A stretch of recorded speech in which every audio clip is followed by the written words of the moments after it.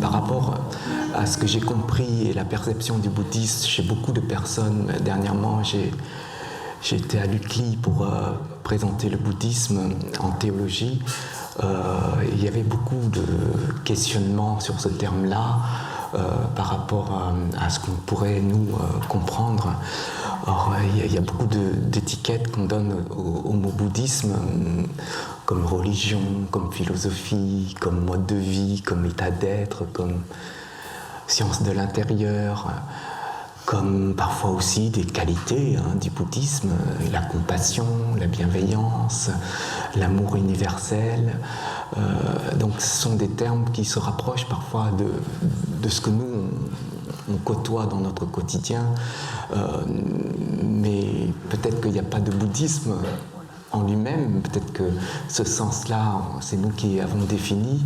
Peut-être qu'il n'y a même pas besoin de définir, et puis juste expérimenter et à travers notre expérience, comprendre cette voie que le Bouddha a enseignée, qui est juste la voie qui nous mène vers cette nature qu'on a, qui est la nature de l'éveil, la nature de la sagesse. Donc peut-être, dans un sens, comprendre le bouddhisme de cette manière, c'est une voie, un chemin. Et je pense que si on n'a pas pris, nous, un chemin, ou si on ne nous a pas forcés à prendre un chemin, on ne serait pas là. Je pense qu'on a quand même fait l'effort, voire le nécessaire pour sortir de notre landau et sortir de notre cadre de vie. Et ça, c'est aussi un chemin. Mais ce chemin-là nous mène vers un chemin du monde, un chemin que nous menons tous les jours aujourd'hui, parfois un combat, parfois aussi une relation qu'on a avec le monde. Donc chaque chemin mène à quelque chose. Parfois les chemins n'aboutissent pas et parfois nous devons choisir d'autres chemins, donc en fonction aussi de nous. Donc je pense que le bouddhisme, il faut le comprendre juste comme une voie qui nous mène, par le Bouddha, par ses enseignements, à cette libération des causes de souffrance et de la souffrance, et nous mène vers cette nature du nirvana, de l'éveil, de la sagesse, et de toutes les qualités qu'on a pu entendre dans le bouddhisme. Or ça aussi, c'est un choix de vie. Et un choix, ça veut dire une liberté de choisir. Et parfois, dans la vie, dans le monde, on n'a pas forcément cette liberté. Parfois, nous sommes obligés. On nous oblige, on nous impose. Et on se dit, pour se résilier, pour vraiment vivre de manière un peu plus fluide, moins bloquée, c'est de le faire. Et parfois, le faire, c'est pas forcément ce qu'on voudrait. C'est pour ça que dans le bouddhisme, on se pose une question très simple. Qu'est-ce qu'on veut au juste? Est-ce qu'on veut être bien? Est-ce qu'on veut être heureux? Est-ce qu'on veut être dans des relations stables avec les autres? Est-ce qu'on veut être en bonne santé? Il y a des questions très simples, mais on n'a pas forcément la réponse à ça. Mais parfois, on a la réponse, mais on n'a pas forcément le chemin pour y aller. Donc je pense qu'il faut revoir tout ça chez nous. Et le bouddhisme, c'est revoir les choses chez nous, ici. Et pas voir forcément avec quelqu'un qui est face à nous, qui voudrait aussi nous expliquer certaines choses. Donc il y a un cadre beaucoup plus intérieur du bouddhisme qu'on a parfois oublié. Hein, lorsqu'on pratique le bouddhisme, parfois on oublie qu'il y a un cadre intérieur à mettre en place. Souvent, on regarde que le cadre extérieur. Et le cadre extérieur, je pense qu'on a assez d'expérience avec ce cadre-là. Et ce qui intéresse en fait la voie du Bouddha, c'est ce cadre-là intérieur qu'il faut mener de front, c'est-à-dire ne pas fuir. Il y a des choses qui sont bien chez nous, il y a des choses qui ne sont pas bien chez nous, mais souvent quand c'est pas bien, on fuit. Quand c'est bien, bon, on est heureux, on est content quand c'est bien chez nous, mais quand c'est pas bien, on n'essaie pas de régler ce qui est pas bien. Donc ça nous demande aussi un effort donc pour revenir à ce qui est essentiel de la vie et reclarifier tout simplement ce cadre de vie qu'on mène dans cette vie. Bien sûr, le bouddhisme, lui, il traverse aussi des lois. La loi du karma, la loi de l'impermanence, la loi de ce qu'on appelle l'inter-être ou l'interdépendance en fait entre les êtres. Donc on a ces lois qu'on doit aussi mettre en place sur notre chemin, parce qu'un chemin sans règles, sans loi, sans discipline, eh bien, ne peut pas nous aider à progresser. Quand vous méditez, si vous n'avez pas de discipline dans votre posture, eh bien, vous ne pourrez pas progresser. Il faut avoir une discipline. Donc c'est la première base du bouddhisme, c'est la discipline. La deuxième base du bouddhisme, c'est cette discipline qui va nous aider à recadrer ce qui est agité chez nous. Hein, grâce à une discipline, c'est une protection, entre guillemets, un cadre. On pourrait mettre en place ce cadre-là et à revenir sur ce qui est stable en nous.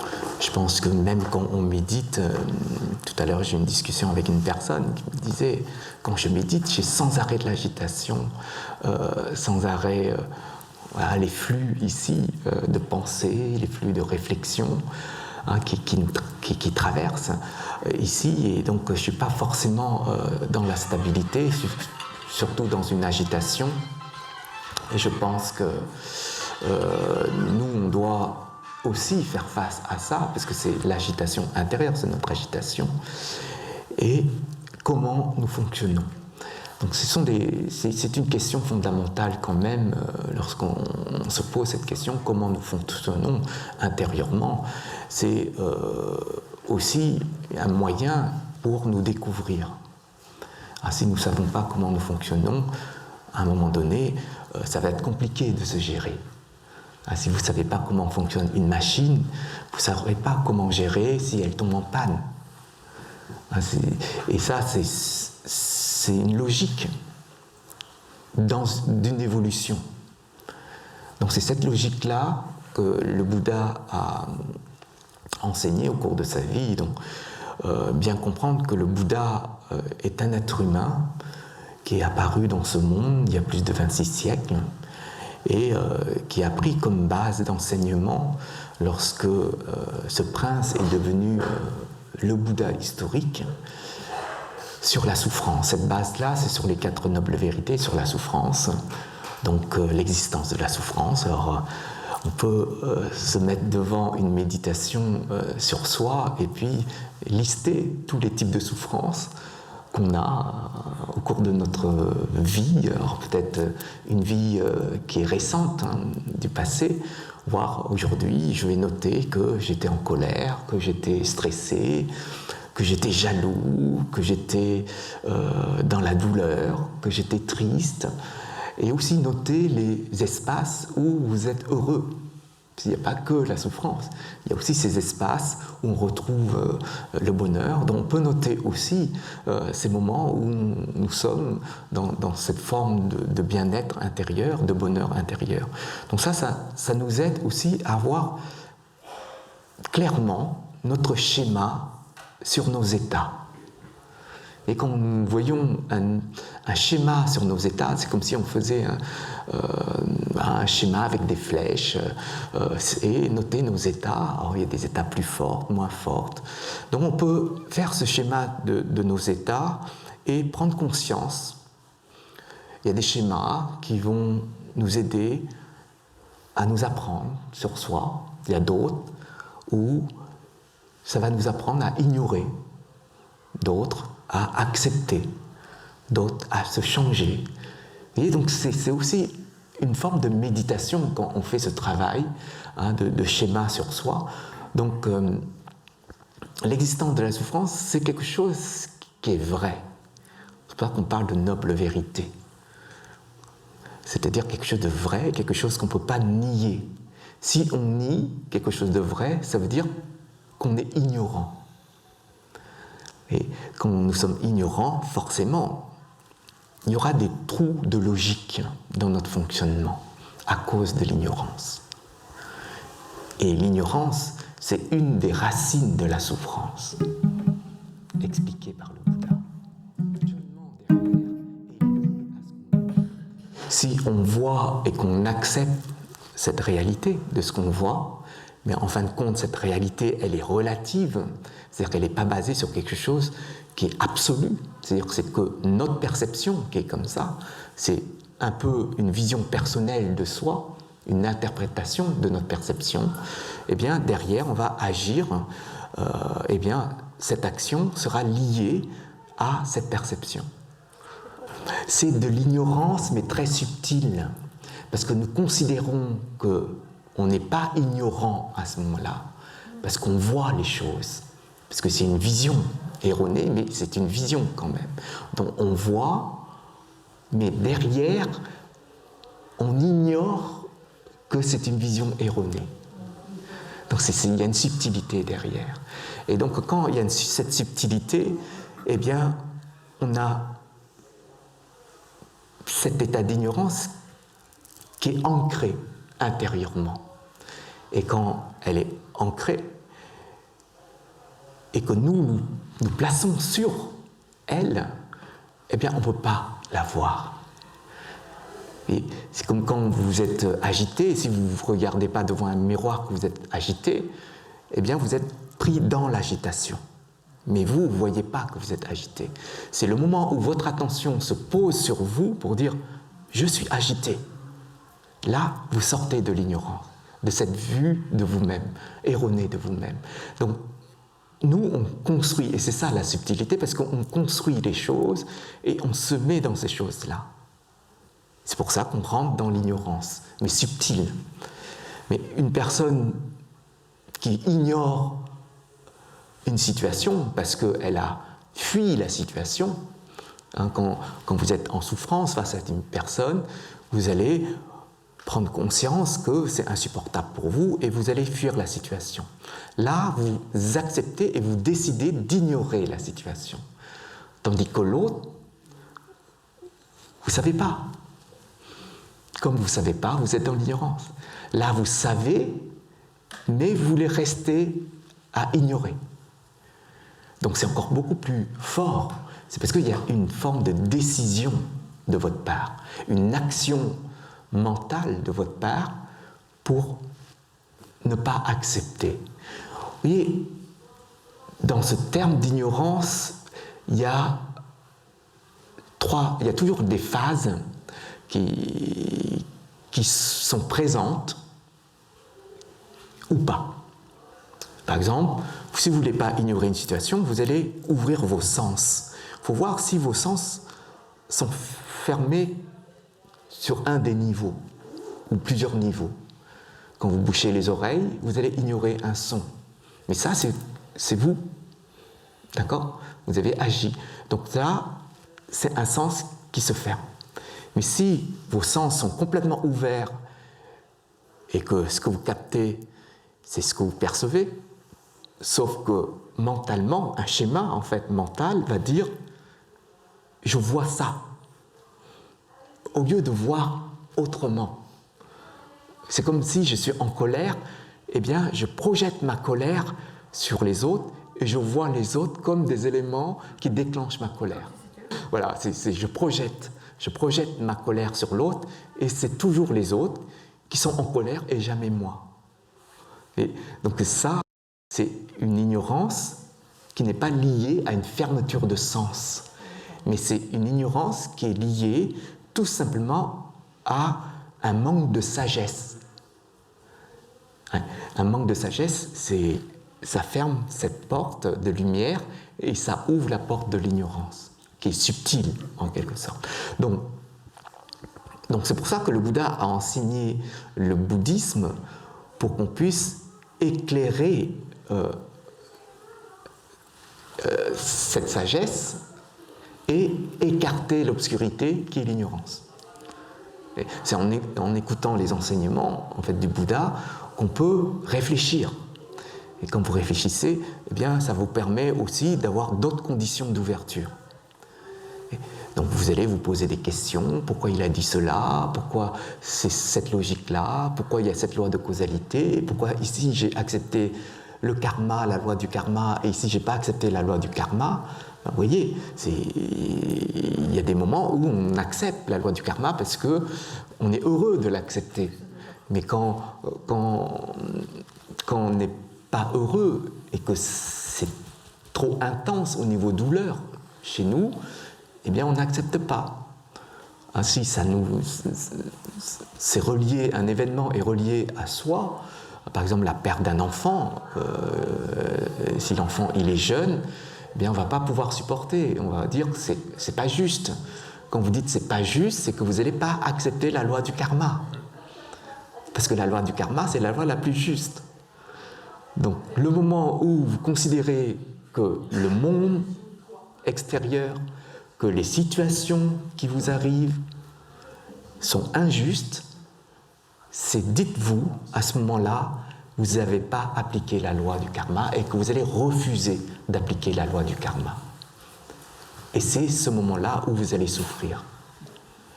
Et donc c'est quand même important de considérer ce qui est vrai, vrai. Et ce qui est faux, faux. Il y a dans le Dharmapada en fait, du Bouddha, il disait une personne qui voit quelque chose de vrai, dans quelque chose de vrai absolu, et qui considère que c'est faux, eh bien rentrera toujours dans un cadre de souffrance.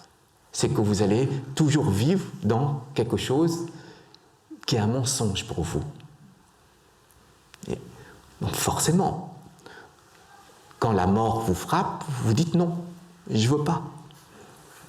Vous voyez, la mort c'est quelque chose de vrai, c'est une vérité absolue. Mais vous acceptez pas. Vous dites non, moi je considère que la mort, c'est pas vrai. J'accepte pas la mort.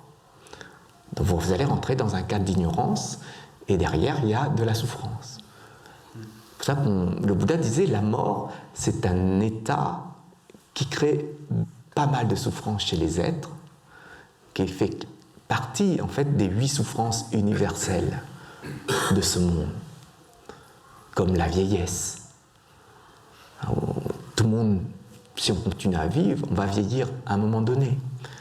Donc si on n'accepte pas que l'état de vieillesse implique derrière des conséquences sur notre corps physique, des conséquences aussi sur nos sens, des conséquences peut-être sur notre mental, sur notre mémoire, des conséquences aussi sur le lien qu'on a avec les autres, avec le travail. Et des fois, à tel âge, c'est difficile de trouver du travail. Donc, il y a cet état de vieillesse qui est une étape de la vie que le Bouddha considérait comme aussi une souffrance universelle de ce monde. Les choses fonctionnent comme ça. Que ce moi ou une autre personne, ce sera la même chose. Parce que les choses évoluent dans ce sens-là. La maladie est aussi une souffrance universelle. Vous demandez à n'importe qui, est-ce que tu veux avoir le cancer ? Oui, parce que c'est une souffrance universelle, dans le sens où on n'aime pas être malade. Quand vous voulez organiser un voyage, vous souhaitez que le moment où vous allez partir, que vous soyez en pleine forme, même durant tout le voyage. Parce que vous voulez profiter un maximum de votre voyage. Et parce que nous, on a besoin d'être clair ici. à ce niveau. Mais il y a des étapes de notre vie qui disent « moi j'évolue comme ça ».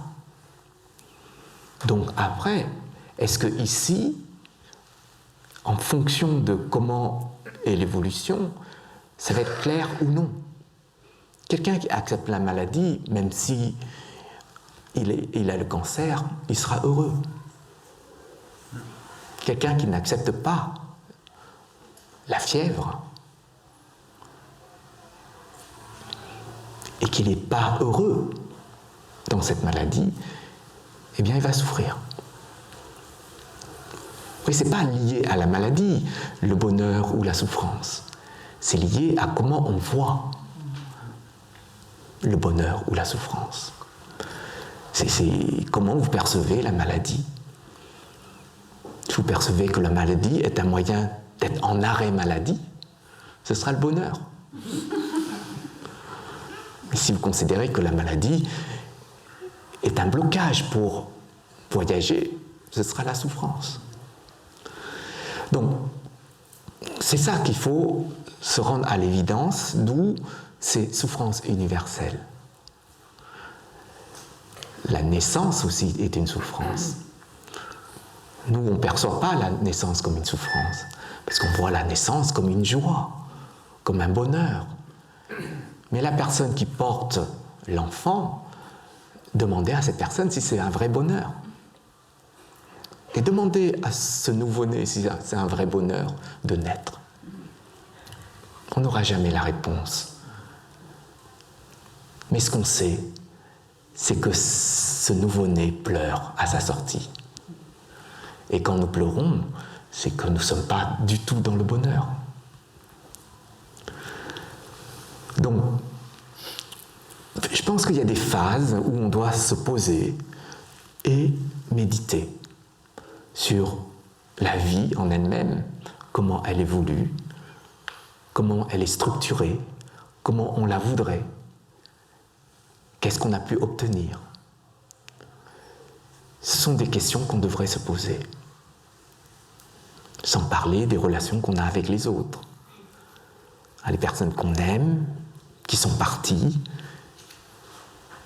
Ça pourrait être une vraie souffrance pour nous. Les personnes qu'on déteste, qui sont toujours face à nous, c'est compliqué. Dans une relation, quand vous êtes en couple, dans une relation, il y a des moments où c'est la joie, d'autres moments où c'est pas la joie. Et que des fois, on dort chacun de notre côté. Pourtant, on vit sous le même toit. Donc il y a aussi des relations qu'on a avec les autres qu'il faut aussi reconsidérer. C'est pour ça que le Bouddha disait, vous allez créer une relation avec une personne, vous en souffrez, vous êtes heureux, pourquoi vous fuyez? Aujourd'hui, on préfère vivre tout seul chez nous. On est plus tranquille. Mais encore une fois, peut-être qu'on avait des choses à travailler sur nous pendant la relation, au moment où on a une souffrance dans la relation. Peut-être qu'il y a un vrai enseignement sur notre manière de fonctionner qu'on devrait prendre conscience à ce moment-là.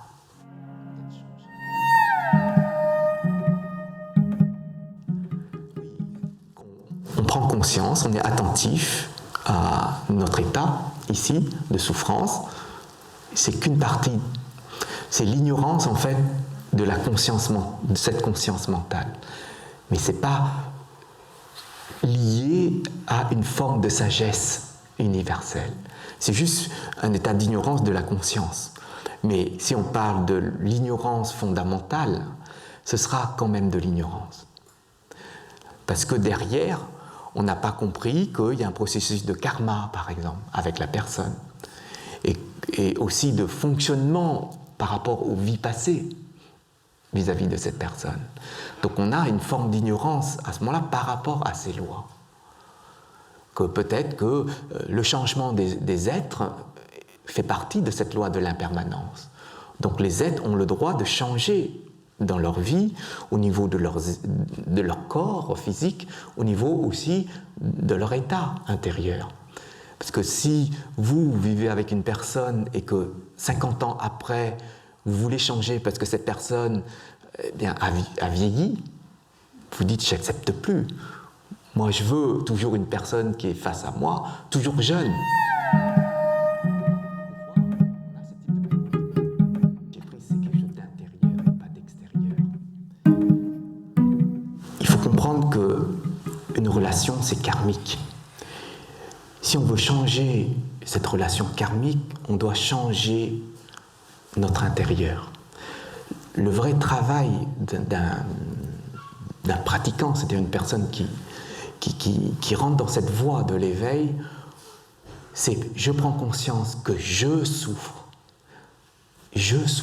pas l'autre me fait souffrir. D'accord ?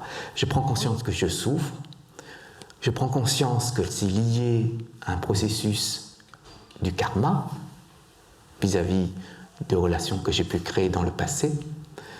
Je prends conscience qu'il y a possibilité de me changer. Je vais chercher les moyens pour me changer. Je prends conscience de ça.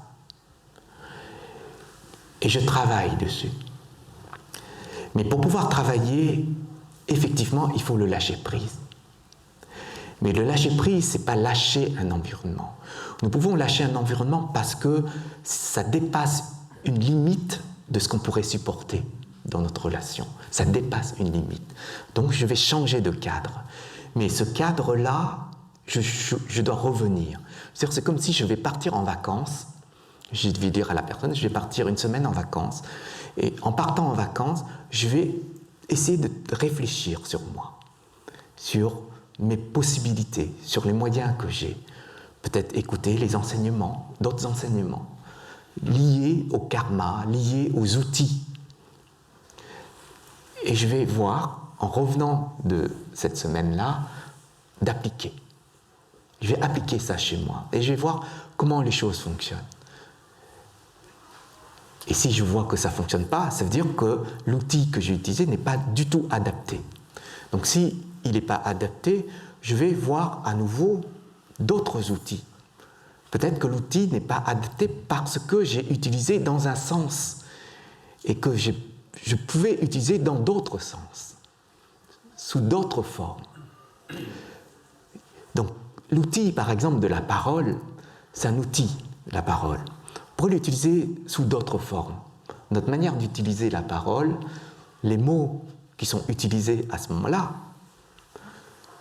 ou les phrases qui sont construites face à la personne, peuvent changer, peuvent ouvrir autre chose. Donc si je reviens avec toujours un schéma mental, mais l'outil que j'utilise est peut-être nouveau, mais mon schéma mental ici, il va toujours dans la même direction. Donc l'outil que je vais utiliser, ce sera toujours dans la même direction, même si on a changé d'outil. Mais une personne qui a toujours une voix qui est posée, douce, quel que soit le type de situation qu'elle rencontre, elle va toujours utiliser cet outil, parce que c'est toujours sa direction. Mais une personne qui a un peu plus de sagesse, dans cette situation, elle va utiliser cette douceur. Mais dans d'autres situations, elle va plus utiliser cette douceur. Elle va utiliser une manière en fait, de trancher les choses, d'expliquer aux autres. Donc tout dépend de la personne, de la situation qu'on a en face de nous, et on va ajuster, adapter. Peut-être qu'on aura toujours le même outil dans notre vie, mais on va utiliser sous différentes formes. C'est pour ça que le Bouddha expliquait que si vous avez l'outil qui est la compassion, vous pourrez l'utiliser sous différentes formes. Si vous avez l'outil de la sagesse, vous avez aussi une possibilité d'utiliser sous différentes formes.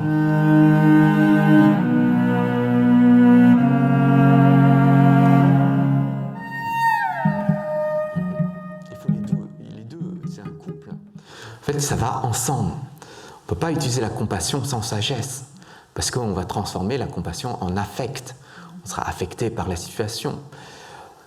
Donc, il faut voir et comprendre ça d'une manière très claire avant vraiment d'entamer des actions vis-à-vis des êtres. C'est de l'entraînement, hein, bien entendu. On s'entraîne, on change, on modifie.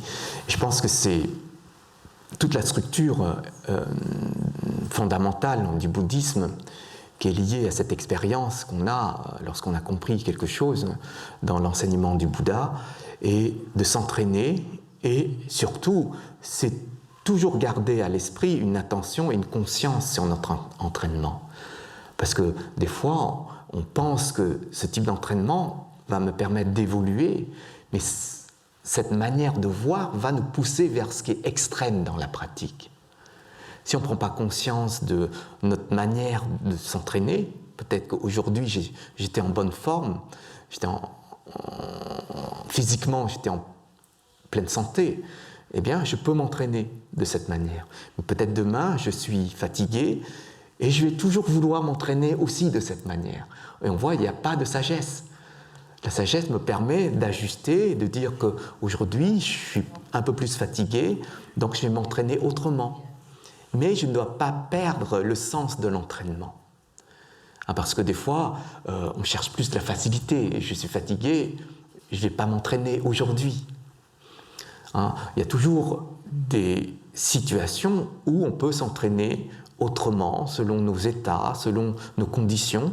Donc c'est important de garder cette régularité de la pratique dans notre quotidien. Donc, même quand vous êtes malade, vous pouvez méditer sur ce que vous ressentez de la maladie, sur la maladie au niveau des enseignements. Vous pouvez méditer dessus. Donc je pense qu'on a toujours quelque chose à réaliser dans notre expérience de vie. Et c'est pour ça que le Bouddha disait, à chaque fois que vous allez faire une action, vous devez réaliser quelque chose à l'intérieur de l'action sur vous. À chaque action que vous réalisez, il y a toujours quelque chose à réaliser intérieurement. Je dis toujours quand vous respirez.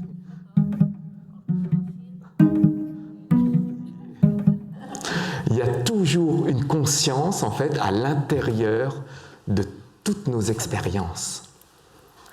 Parce que quand vous allez regarder un film, n'importe quel type, même si vous choisissez le type de film. Si vous êtes quelqu'un de romantique, vous allez regarder un film romantique. Ou la vie du Bouddha, si vous voulez, vous devez voir à ce moment-là comment et intérieurement les choses fonctionnent. Si vous êtes toujours en tant que spectateur du film, ou est-ce que vous êtes rentré dans le film et que vous êtes en train de jouer à l'intérieur du film? Donc ça aussi, c'est une prise de conscience en fait sur nos schémas. Donc c'est aussi une forme de réalisation qu'on peut accepter chez nous. Donc tout ça, ça nous donne des pistes pour mieux se connaître. Donc tout type d'action qu'on réalise, c'est aussi une forme de compréhension et de connaissance de soi.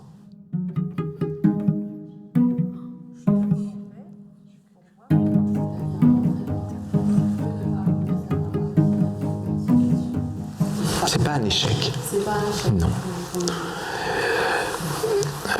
Lorsqu'on plantait un manguier, je ne sais pas combien de temps est-ce qu'on aura le fruit et que le fruit tombe pour un manguier. Supposons qu'il faut attendre, je ne sais pas, 1 mois et demi pour avoir le fruit et que le fruit soit mûr et il tombe. Vous allez planter votre manguier et vous entretenez l'arbre pour obtenir le fruit, mais vous ne voyez pas le fruit sortir. Au bout d'1 semaine, vous voyez, il n'y a pas de fruits, pas de fleurs pour l'instant. Est-ce que c'est un échec? Non, parce que vous savez qu'un manguier, il faut 1 mois et demi. Donc il y a une connaissance derrière. Il y a une connaissance intellectuelle sur l'histoire du manguier et de son fruit.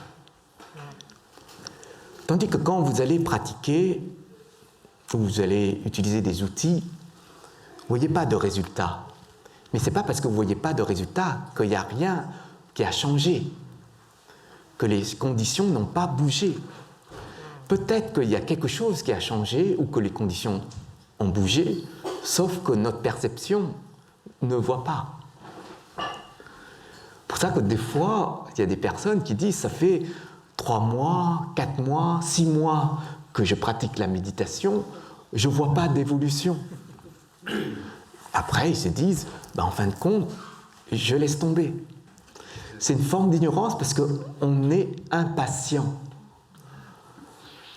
Et quand nous sommes impatients et que nous pratiquons l'impatience, c'est de l'ignorance. Parce que la non-ignorance, c'est la patience.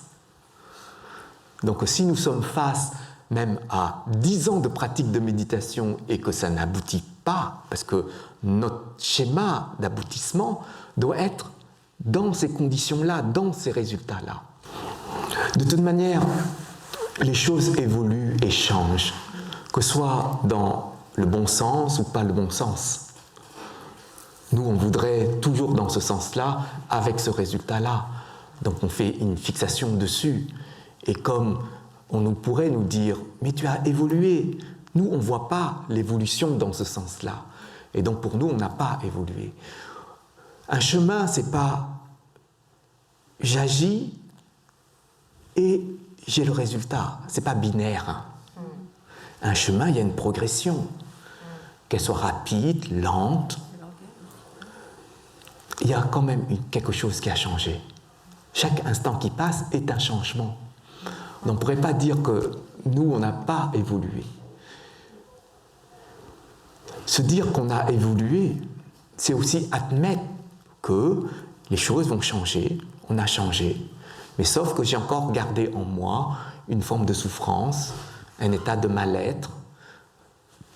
Voilà, même quand je médite, même quand j'applique les outils, même quand je fais mes prosternations, je vois toujours mon lourd karma me frapper derrière mon dos. Et je me dis, on m'avait dit que si je me prosternais, il va s'alléger. On m'a expliqué comme ça par cette pratique de prosternation. Donc, je dois me dire aussi qu'on m'a expliqué parce que j'ai confiance, c'est pour ça que j'ai fait. Mais ça ne veut pas dire que ma fixation pour dire ça va m'alléger tout de suite. C'est parce que je suis impatient de valider rapidement en fait, ma souffrance que je veux que les choses en fait, disparaissent rapidement. Donc, je pense qu'il y a une reconsidération de tout ça, de nous-mêmes et de notre manière de fonctionner par rapport au bouddhisme. Parce que le bouddhisme, il ne ment pas aux gens. Le Bouddha, ce n'est pas un menteur par rapport à ce qu'il a enseigné.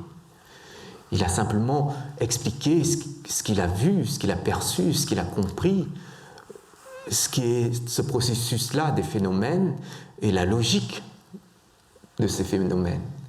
Et rien de plus. Mais nous, on peut interpréter, on peut comprendre à notre façon. Et ça nous dirige vers d'autres états, parce qu'on n'a pas guéri nos propres états intérieurs, et qu'on applique derrière eh bien, toute cette structure du bouddhisme. Pour ça, avant d'appliquer quoi que ce soit, il faut déjà nettoyer, faire le ménage. Hein, quand vous voulez mettre de l'eau propre dans un verre, vous devez nettoyer votre verre. Votre verre est sale, vous ne pouvez pas mettre de l'eau propre dans un verre sale. Donc avant de mettre une sagesse qui est pure, une qualité qui est pure intérieurement, eh bien, il faut déjà nettoyer. Et le travail d'un pratiquant, c'est déjà de nettoyer avant d'appliquer. Nous, on fait parfois à l'envers. On va tout de suite appliquer. J'ai beaucoup de compassion, donc je vais donner ma compassion aux êtres, je vais agir pour les êtres, mais sans savoir que j'ai encore des choses à régler ici. Je dois m'occuper par exemple de mes enfants, de mes parents, de mon mari, de ma santé, et je me laisse en fait cette motivation, cette envie de vouloir aider les autres avant de me guérir ici. Hein? Donc il faut être attentif à ça, être vigilant sur notre manière de fonctionner avant d'agir pour les êtres. Parce que n'oubliez pas, vous donnez aux êtres ce que vous avez. Donc quand vous êtes heureux, vous allez donner pleinement aux êtres. Mais quand vous êtes triste ou quand vous êtes en souffrance, vous allez donner ça aux êtres. Parce que vous forcez, vous dites, même quand je suis en souffrance, je vais quand même donner aux êtres. Vous allez donner aux êtres la souffrance. C'est pour ça que quand on fait la cuisine, si on fait un gâteau, un plat, eh bien on doit aussi voir qu'est-ce qu'on donne dans ce plat. Et c'est aussi une manière de fonctionner. Vous dites là, je suis heureux. Quand vous faites la vaisselle, dites pas que c'est une corvée. Hein, quand vous faites la vaisselle, dites-vous, qu'est-ce que vous donnez quand vous faites la vaisselle, à cette vaisselle. Si c'est votre machine à laver, la lave-vaisselle qui fait le travail, eh bien, vous ne donnez rien, mis à part mettre les plats, les couverts à l'intérieur. Mais l'énergie, vous n'allez pas pouvoir donner. Tandis que là, dans la pratique du bouddhisme, c'est l'énergie qu'on va donner. Et ce n'est pas simplement une action.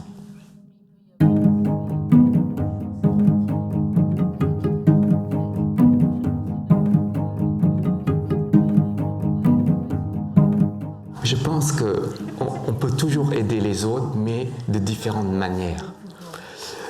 Si les personnes nous sollicitent et que nous sommes épuisés, on ne peut pas dire « je peux vous donner comme hier ». On doit être vrai aussi par rapport à ça. En fait, notre manière d'agir, notre manière aussi de réagir face à une situation doit être formée de ce qui est authentique chez nous. C'est-à-dire, on ne peut pas se mentir à soi-même, ni mentir à l'autre. Si nous ne pouvons pas aider parce qu'on n'a pas cette force, ni ce mental, ni cette motivation, il faut être clair par rapport à ça. C'est pour ça que ça nous demande aussi un discernement sur nous. C'est une forme de sagesse sur nous-mêmes. Donc, grâce à ce discernement, on pourra expliquer à l'autre comment on va pouvoir l'aider. Mais on ne va pas arrêter d'aider. On va peut-être l'aider par notre pratique, par nos dédicaces, par nos souhaits, tout simplement, ou par notre présence. Donc, je pense qu'il faut aussi de la sagesse vis-à-vis de nous-mêmes et la compréhension de l'autre côté. Mais si de l'autre côté, les personnes ne comprennent pas, parce qu'ils ont tellement l'habitude, parce que nous, on a donné cette habitude. Ce qui veut dire que quand on donne l'habitude aux autres, on rend les autres dépendants de nous. Donc on avait un manque de sagesse dans notre manière de fonctionner pour les autres.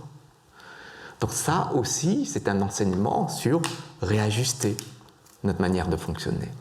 Donc tout ça, ça fait partie de la voie et ça fait partie aussi de l'évolution. De notre karma, de nos mérites, ça dépend. Des fois, le cœur est plus fort que le mental. Donc c'est le cœur qui va agir. Donc ça va être naturel d'aider les autres. Il n'y a pas d'effort à faire. Et c'est une joie de le faire. Ce qui veut dire qu'on n'est jamais fatigué à ce moment-là. Parce que le mental, il ne se pose pas sur notre manière de fonctionner pour les autres. Mais parfois, c'est le mental qui va réfléchir pour dire comment je peux aider les autres.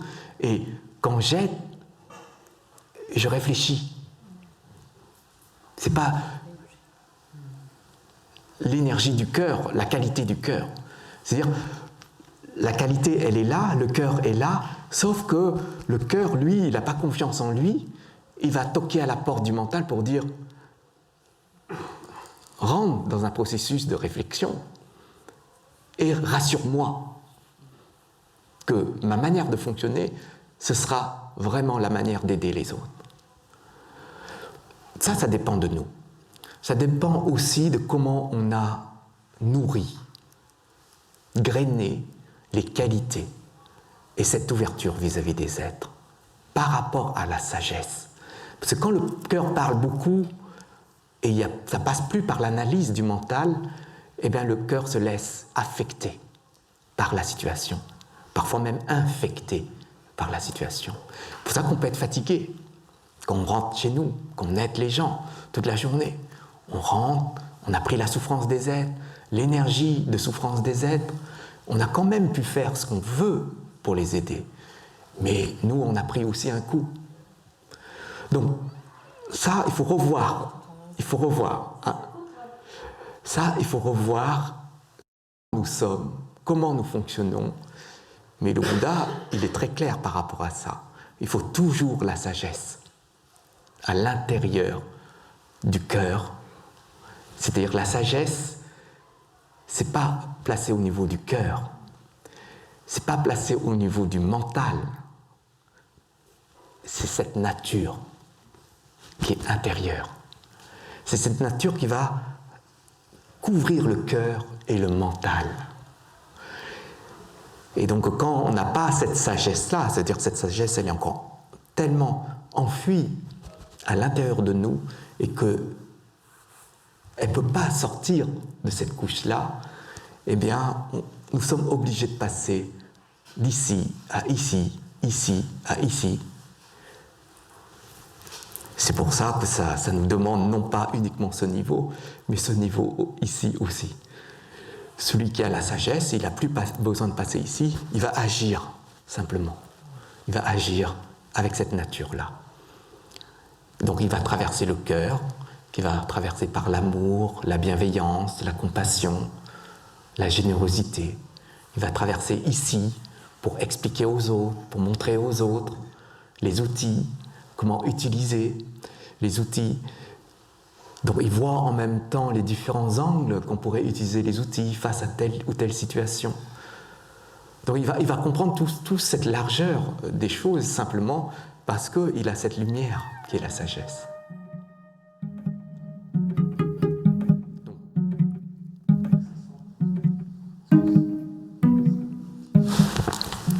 Alors si on parle d'objectif, parce qu'il n'y a pas d'objectif, c'est simplement j'aime pas souffrir, donc je dois enlever les couches de souffrance.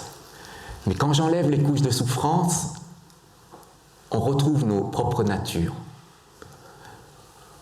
Et quand on retrouve nos propres natures, forcément le cycle s'arrête. Donc le nirvana, l'éveil, la sagesse, donc, ces natures-là arrivent naturellement. Donc je ne sais pas s'il faut parler d'objectif à ce moment-là. Je pense parce que nous sommes des êtres de conscience qui jonglent sur la dualité. Et comme on jongle sur la dualité, eh bien on va choisir un côté et s'écarter de l'autre côté. Donc le côté qu'on aime, qu'on désire, c'est-à-dire le bien-être, l'équilibre, l'harmonie, la stabilité, etc. Donc ça, c'est ce que tous les êtres cherchent et recherchent, le bonheur, la joie. Mais sauf que ces états qu'on recherche ne sont pas forcément liés aux bons outils. Et c'est comme si vous voulez un objectif, c'est avoir de l'argent, mais vous ne choisissez pas le bon outil, qui est d'aller travailler comme un bon citoyen, d'aller gagner l'argent par nos efforts, par notre travail. Je parle du travail juste, des efforts qui soient justes. Donc, il faut à ce moment-là regarder, encore une fois, l'outil qu'on va utiliser pour obtenir l'autre côté de la balance. Le Bouddha, lui, il dit on ne joue pas sur la dualité. On va arrêter de se balancer dans la vie d'un côté ou de l'autre. Et donc, quand on arrêtera de se balancer de l'un côté ou de l'autre, c'est là où on va retrouver l'équilibre. Mais l'équilibre, ce n'est pas l'objectif. Tandis que l'équilibre qui est fixé comme objectif du monde, c'est l'équilibre qui est contraire du déséquilibre. Donc, si on revient sur la voie du bouddhisme, c'est simplement écarter toutes les épines qui sont sur notre chemin. C'est-à-dire, vous marchez sur un chemin, il y a un rocher, il y a un obstacle, eh bien, vous allez dépasser ça. Pour dépasser, on ne peut pas stopper. Pour dépasser, il faut analyser, donc on passe par le mental, comment est situé l'obstacle, comment est construit l'obstacle, et quel outil on a. Est-ce que c'est applicable à ce moment-là pour dépasser l'obstacle? Et ça, c'est le sens que le Bouddha a voulu enseigner dans le bouddhisme. Et donc, à ce moment-là, on ne peut pas dire qu'il y a un objectif, puisqu'on voit bien, quand vous méditez, vous ne faites rien. Quand vous ne faites rien, on ne peut pas dire qu'il y a un objectif. Quand il y a un objectif, vous allez agir, vous allez faire quelque chose pour gagner l'objectif. Mais quand vous méditez, vous ne faites rien, mais rien de rien. Il n'y a pas d'objectif. Donc, on ne peut pas dire non plus que dans la méditation, il y a un objectif. C'est-à-dire d'être zen, d'être bien intérieurement, ou de retrouver un équilibre. Si vous fixez un objectif dans votre pratique de méditation, c'est que vous n'allez plus méditer à un moment donné. Parce que méditer, c'est une nature, donc dans une nature, il n'y a pas d'objectif.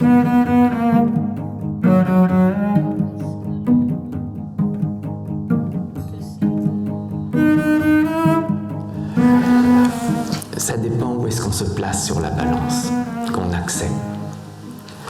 Des fois, on se place du côté où on est bien et on accepte ce qui n'est pas bien. Ça dépend, voilà, de la position où on se trouve sur la balance. Parce qu'on peut accepter qu'on est au milieu de la balance, on peut accepter les deux côtés. Mais aussi, on peut accepter qu'on est d'un côté et accepter ce côté-là. C'est pour ça qu'on n'accepte pas l'autre côté. Si vous restez sur la voie médiane, il n'y a pas de souffrance. Comme quelqu'un qui a cette intention de vous faire souffrir, qui vous provoque, qui vole votre place. Si vous êtes sur la voie médiane, à ce moment-là, cette perception de la voie médiane, vous n'êtes pas dans la souffrance. Vous n'êtes même pas dans l'acceptation ou le lâcher-prise. Parce qu'il n'y a pas de lâcher-prise puisque vous n'avez pas tenu quoi que ce soit. Vous lâchez, c'est quand vous avez tenu quelque chose. En fait, c'est juste un phénomène qui traverse. C'est juste un phénomène qui arrive, qui vous traverse. C'est comme quand vous méditez, on dit lâcher prise, mais si vous considérez qu'il n'y a que des phénomènes qui se manifestent et qui vous traversent, il n'y a pas besoin de lâcher prise quoi que ce soit. Lâcher prise, c'est un terme quand même très occidental dans la pratique de la méditation. C'est parce que nous sommes liés à un processus en fait, de désir dans notre vie. Et comme ce désir implique derrière de l'attachement, donc nous devons nous libérer de cet attachement, donc on va apprendre en fait le lâcher-prise. Mais si nous ne sommes pas développés par ce désir-là, on n'a pas ce désir intérieur chez nous, on n'a pas besoin de lâcher. Donc s'il y a lâcher-prise, c'est qu'il y a une fixation. Si quelqu'un vous fait souffrir et que vous êtes dans la souffrance, là, il faut un lâcher-prise.